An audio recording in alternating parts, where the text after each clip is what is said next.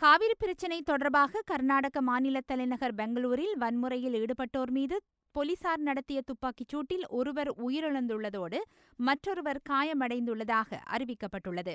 தமிழகத்துக்கு காவிரியிலிருந்து நதிநீர் திறந்துவிட வேண்டும் என உச்சநீதிமன்றம் உத்தரவிட்டதை எதிர்த்து கர்நாடக மாநிலத்தில் கன்னட அமைப்புகளால் போராட்டங்கள் முன்னெடுக்கப்பட்டுள்ளதோடு இதன்போது தமிழர்களை இலக்கு வைத்து தாக்குதல்களும் முன்னெடுக்கப்பட்டு வருகின்றன.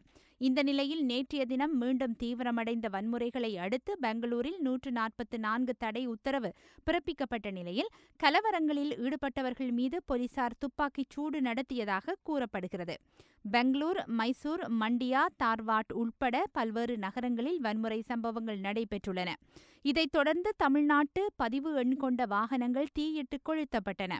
இந்த நிலையில் இந்த சம்பவங்கள் தொடர்பாக கவலை வெளியிட்டுள்ள இந்திய பிரதமர் வன்முறைகளை தவிர்த்துக் கொள்ளுமாறு கோரிக்கை விடுத்துள்ளார்.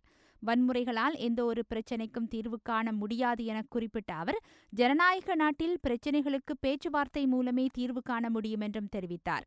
காவிரி நீர் பங்கீடு நிமித்தம் நடைபெறும் வன்முறைகளால் பெரிதும் பாதிக்கப்பட்டிருப்பது சாதாரண மக்களே என்றும் தெரிவித்த அவர், இதனால் தேசத்தின் பொதுச் சொத்துக்களே அழிக்கப்பட்டு வருவதாக குறிப்பிட்டுள்ளார்.